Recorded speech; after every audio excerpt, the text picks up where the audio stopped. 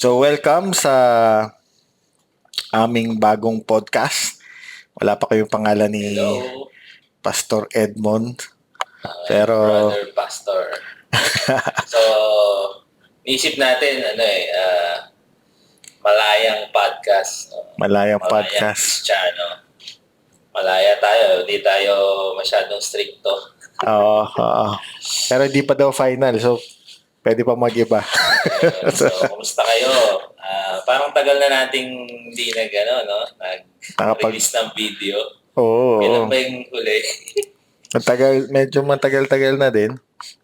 Pero ang gusto natin mangyari sa podcast na ito, mapag-usapan natin yung mga mga buhay Kristiyano, pati mga doktrina at ano ba yung mga sinasabi sa Bible at yung kumbaga ako para sa akin ang kaya pumayag akong gawin ito para i-defend natin yung gospel. Labanan din natin yung mga false teachings. Katulad sabi sa Bible, we need to defend the true gospel. So, kayo, Brother Edmond? Ano ba gusto mo tawagin ko? Maganda yung title na Malayang kasi for me, hindi lang naman siya about patriotism. Malaya ako. Kasi for me, ang isang malayang tao, hindi ibig sabihin wala na siyang sinusunod na rules or hindi ibig sabihin wala na siyang pinaglilingkuran. So in our context ngayon, nakita ko na yung itong format na to na semi-prepared, may mga spontaneous tayong idea na mababanggit. Okay? So, ganyan ang nature ng podcast. Hindi masyadong stricto sa mga ideas. And at the same time, I think magandang inject natin to sa Christian life. Kasi alam naman natin na dyan tayo galing sa medyo strict na environment. So, yung mga viewers natin na na-experience nyo na wala kayong freedom of speech.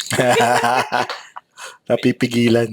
Okay, so hindi tayo nanggagaya sa sa mga slogan, especially sa Western, no?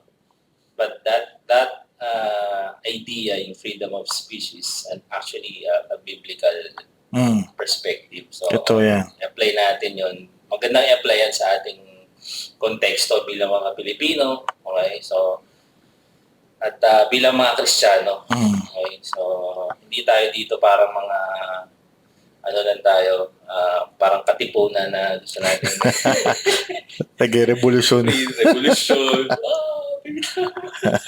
Kasi it can be stressed, no? Na, okay, sobrang laya mo, wala ka na sinusunod na So, but yung freedom natin na kay Christ.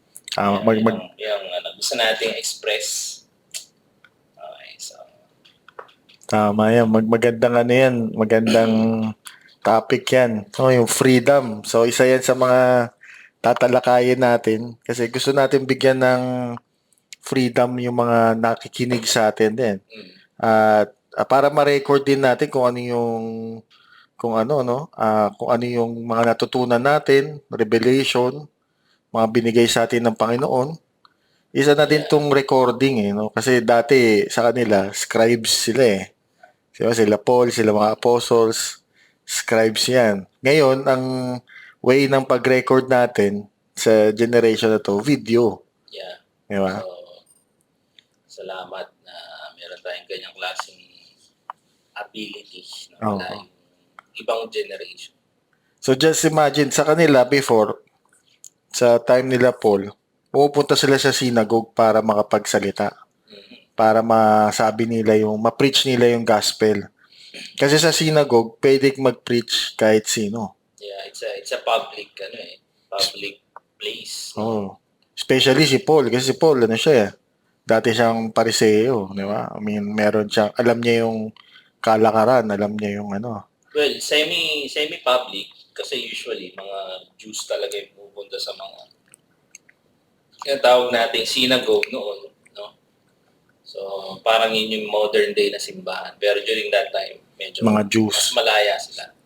Pag sinabing, I'm a Jew, Parang close group. I'm a Jew, okay. Brother, how are you? I'm Paul from, taga-saan ka? Tarsus. Anong tribe? Benjamin. So, ganun sa kanila, no? So, pero ngayon, titingnan natin, ang semi-public na natin ngayon is social media. Yeah. Di ba? Napakaganda ng nagagawa din ng social media sa pagdating sa preaching ng gospel kasi mapapadala mo siya kahit nasaan yung mga nanonood. Yung reach natin talagang mas maganda. Kaya mas malaya tayong magsalita. Although marami tayong, syempre, maririnig na iba't ibang idea from other people, criticism. Normal po yun. That's part of being Tama. free. Diba? Oo.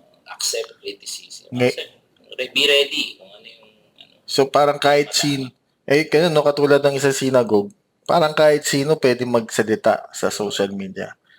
Di unlike ngayon sa mga simbahan ngayon, kontrolado lang nila kung sino yung magsasalita. Yun ang masaklap ngayon. No? Parang mas maraming control ngayon kaysa noon. Siguro kung i-apply natin yung control ng mga religious leaders natin ngayon, kung i-apply natin noon, siguro hindi nag-spread ang Christianity. Tama. Hindi nag-spread yung gospel dahil nga, kasi pag tinanong ka, sino pa, taga saan church ka? Sila noon. Ang gusto kong itanong, Pastor, nag-i-spread ba ang gospel ngayon? Ayun ang tanong. Yeah. Kasi kung dahil sa mga nangyayari sa mga simbahan, sa mga control at manipulation, pati yung gospel ba na tinuturo nila, na sinasabi nilang, pinipreach nila, yun ba talaga ang gospel ni Jesus Christ? Kaya tayo nandito. Oo. Yan yung mga topics na gusto natin i-tackle, no? Oo, napaka-bless natin ngayong generation na we can spread the good news. And yun nga, based on our experience, based on kung ano yung natutunan natin sa Bible on a personal level. Kasi may mga Bible students na yung alam nila ay yung kung ano lang yung tinuro sa kanila sa Bible school. Na alam naman po natin, iba't ibang Bible school, iba't ibang standards, iba't ibang books. Totoo yun, no? Sir David, may nakausap akong Bible teacher sa isang malaking church dyan sa Quezon City. Nagturo siya. Okay. Nagturo siya, but eventually, hindi rin siya tumagal kasi naramdaman niya parang iba-iba kami ng dito. Iba paniniwala. Iba kami doctrine dito. Hindi kami magka-agree. So, siguro, ewan ko kung hindi talaga yung reason ba siya umalis. Kaya nga. So, kaya papansinin natin, sa sobrang daming theology na pinag-aawayan ng mga Kristiyano, kung kasama ako, meron akong Facebook group na sa mga Christians group. Ang pinag-aawayan nila yung mga doctrine na parang hindi naman parang puro hindi naman dapat pag-awayan. Parang sabi nila na madalas ngayon nakikita ko yung OSAS, alam mo yung OSAS, once saved always saved, Baptist, ganyan. Salvation. So dami nagsasabi, totoo yung OSAS. Dami nagsasabi din na hindi totoo yung OSAS. Nag-aaway sila lagi, away-away sila. Bakit kailangan pa natin mag-away sa ganun kung i-focus mo na lang yung relationship mo kay Lord? Kung alam mong save ka, hindi save ka maganda. Alam mo ba talaga kung totoo ba ang OSAS o hindi? Malalaman na lang natin yan sa heaven pagdating natin. It's actually parang playing God na. Oo. There are arguments or mga teachings na masyado na nating gustong alamin pa yung mga bagay na wala ka namang control. Wala kang control o kaya hindi ka sure. Hindi ka sure. So, isa sa mga natutunan ko personally kay Lord, sabi niya sa John chapter 3, kay Nicodemus, matalino si Nicodemus, doktor, maraming pinag-aralan. Isang simpleng phrase sinabi ni Christ, we teach what we know. Mm. Yan. So, medyo parang madali lang sabihin, no? Pero kung i-apply mo sa buhay mo yun, bilang preacher, bilang Kristiyano, parang hirap ata, no? We preach what we know. Sabihin, hindi Tama. lang head knowledge yun. It's more on experience, more on yun talaga yung pinamumuhay mo. No, kaya siguro, that's why we exist siguro, Pastor David, di ba? So alam natin yung ating pinagmulan. Ang daming revelasyon na binigay sa atin ng Panginoon na sobrang kinatutuwa at napaka-grateful. Kumbaga humbling experience yung nangyari sa atin in the past 3 years. Sobrang katulad ng salvation, ay gusto ko lang hindi ka masisave pag hindi ka humble, di ba? Kailangan magpakumbaba ka bago ka ma-save. Kasi bago mo matanggap si Jesus, aminin mo makasalanan ka, mali ka. Aminin mo na kahit sa tingin mo wala kang ginagawang mali, yung mga ginawa mo pala ay mali. Ngayon pala based on ayun ang pinaka-basic ng salvation, humility. I-humble mo yung sarili mo. People who are humble will be lifted up. Yung mga nagtataas sa sarili, ay bababa ni Lord. Kasi talagang hindi nila matanggap yung salvation pag pride. At so napaka-humbling experience na nangyari sa atin sa 3 taon na to. Pero Pastor, gusto ko ikwento mo sa kanila. I mean, naisip ko lang to. Kwento mo sa kanila kung ano yung nangyari sa iyo noon. Ano ba yung experience mo? Bakit nung nawala ka sa relihiyon? No, kasi ang alam naman natin relihiyon pati relationship kay Lord magkaiba yan eh. Pero yung nung nawala tayo sa malaking estado ng relihiyon, ano yung mga na-experience mo at natutunan mo? Yeah, so siguro konting lang, no? Background. Nakakilala ako kay Lord, no? Sa isang small church, mga 150 to 200 ng attendees every week. And then, for some reason, hindi ko alam, no? In the background, may nangyayari ng parang politics. So, kailan ko lang siya nalaman nung kinausap ko yung dating pastor doon ngayon na medyo close ko dahil siya yung nag-share sa akin ng gospel. So, may politics na pa nangyayari. Pero sabi sa akin ni Lord, umalis ka, pumunta ka dito sa church na to na malaki. Okay, na maraming umaattend. So, hindi ko alam kung ano yung plan ni God, but deep in my heart, I think, naniniwala ko, God has called me to serve Him. So, punta ako doon and then, pagandaan doon sa malaking church, mabilis,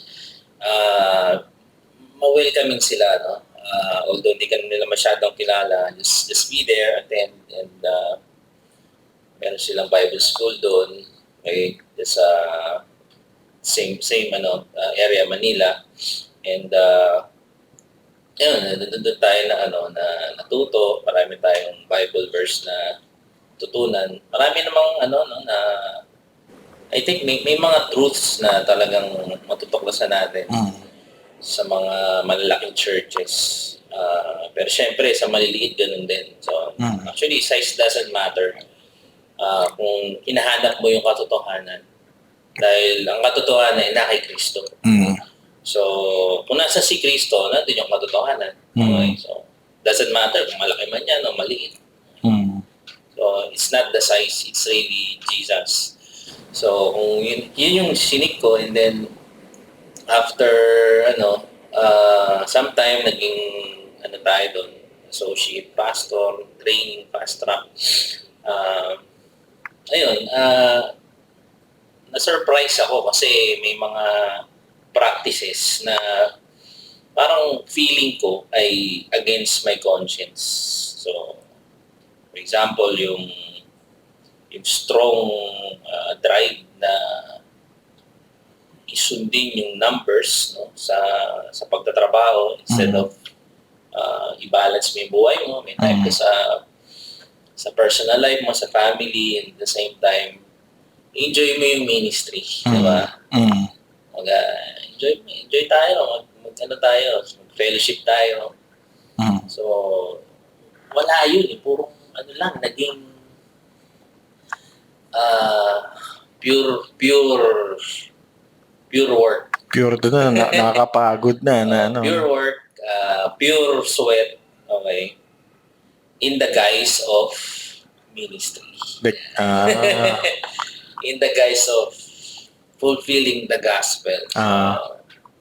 Ayun, nawala yung spirito, and then, so after ilang mga years, no, talagang sinabi ko, hindi ko siya kayang matanggap, no, as a Christian. Kasi laging pumapasok sa isip ko, I'm a Christian. And itong mga ginagawa ko, like for example, sobrang dami mong time sa labas, wala ka ng time sa family mo. It conflicts yung basic belief natin as a Christian, to love others, which is yung other people, not your family, as yourself. So the question is, how can I love other people kung mismo yung sarili ko, hindi ko siya magampanan, mamahalin, no?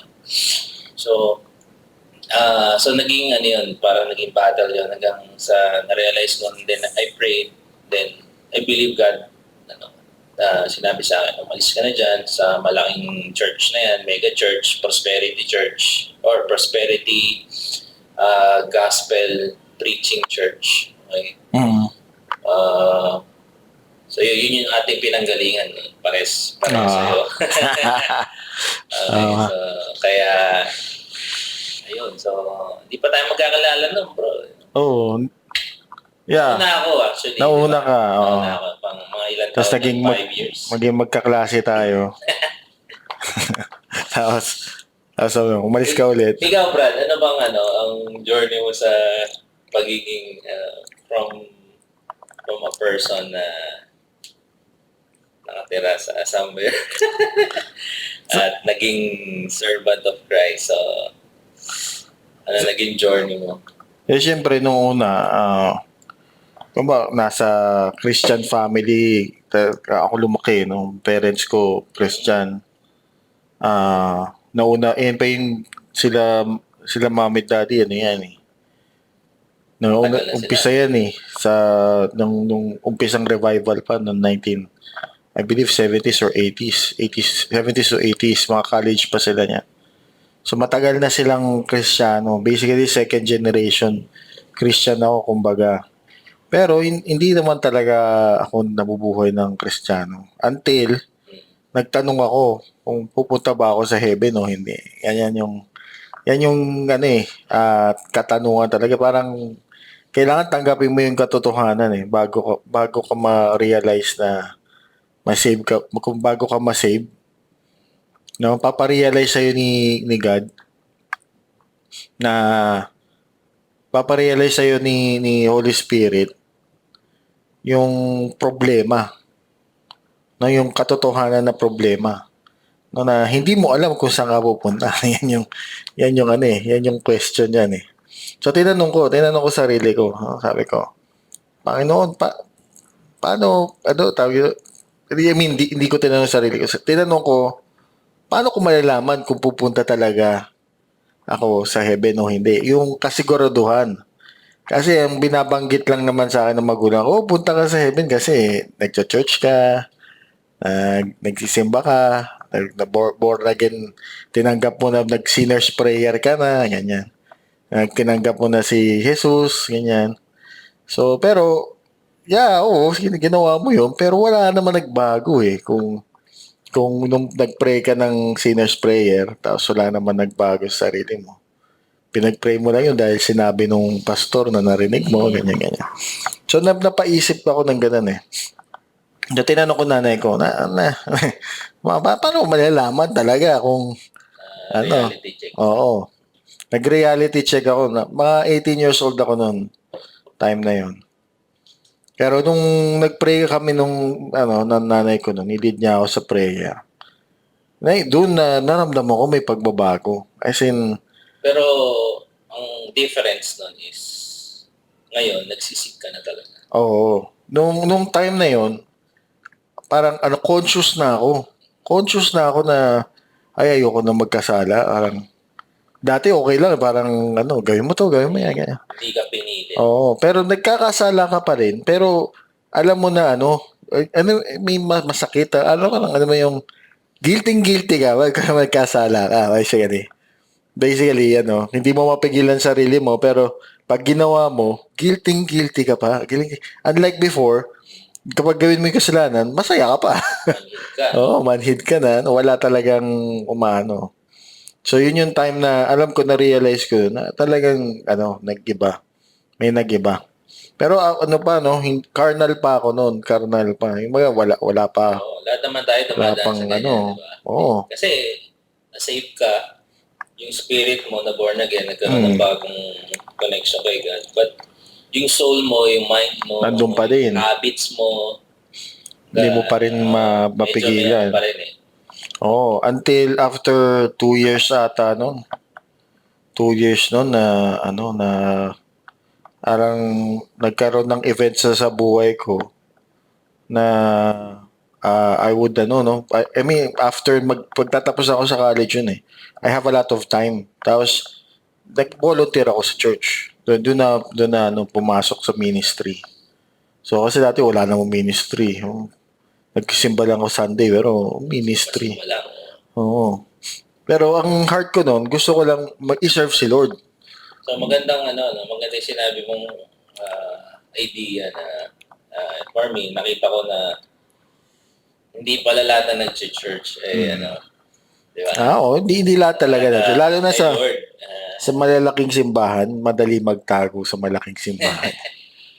Baga, ano yan eh. yan ang reality. Oo. So, pagka nandun, ayun, nag-serve ako, nag-volunteer ako. Hindi ko pa alam eh, kasi sabi ko, ayoko naman kumanta. Kasi pinipilit nila, mag-choir ka, mag-usher ka, mag-musician ka. Wala naman akong talent na ganun. Ba't ako kakanta? Di naman ako mahilig kumanta. Ba't ako mag-usher? Di naman ako. Ayoko naman tumayo. Ayoko naman pero gusto ko mag-serve. So, tinisip ko, yung course ko, multimedia, nag-volunteer ako sa pag-edit ng videos noon. And, nag-volunteer ako sa media department. So, doon nagsimula. Nakilala ko na yung iba, and then nagkaroon ako ng kaibigan sa church. Nagkaroon ako ng and then naging tuloy-tuloy na. Ayan, pumasok ako sa ministry na nagkaroon ako ng heart na ito evangelize and all of that. Naging pastor yan. And all that. So, pero yun yung yung umpisa nung nangyari nun. So, siguro ikukwento na lang namin yung iba sa susunod kasi mahaba na eh. Para panoorin nyo yung next episode. Oo. Panoorin nyo yung next episode. Pero sa next episode, paalala natin na ikwento natin or pag-usapan natin yun. O tignan nyo na lang kung pag-usapan namin kung ano naman pinag-usapan namin. Pero ngayon, medyo mahaba na yung itong first episode natin. Pero madami na tayong matututunan. Diba? So, kung nanonood ka man, may tanong ka, i-comment mo na lang below. Yes. Comment mo sa Pwede nating discuss yan. Ipopost namin to sa mga socials. No, sa Facebook, TikTok, YouTube, post natin yan. So, ewan ko, hindi yata pwede magana sa TikTok. Mahaba. May maliit lang sa TikTok. Pero sa Facebook at YouTube, pwede natin i-post. Yun lang naman yung inaano namin eh. Sige. Pero maraming salamat sa pakikinig. No? So, okay. So, malay ang namin, ang alam ko, basta nasa Panginoon ka, may kalayaan. Yeah. There's freedom in the spirit of the Lord. May kalayaan. So, tandaan nyo. Mamuhay tayong malaya. Magandang slogan. Slogan na tayo, Pastor. So, yan. So, kung may comment kayo, i-chat nyo sa baba or comment nyo. Subscribe din. Subscribe, follow. God bless. Bye-bye.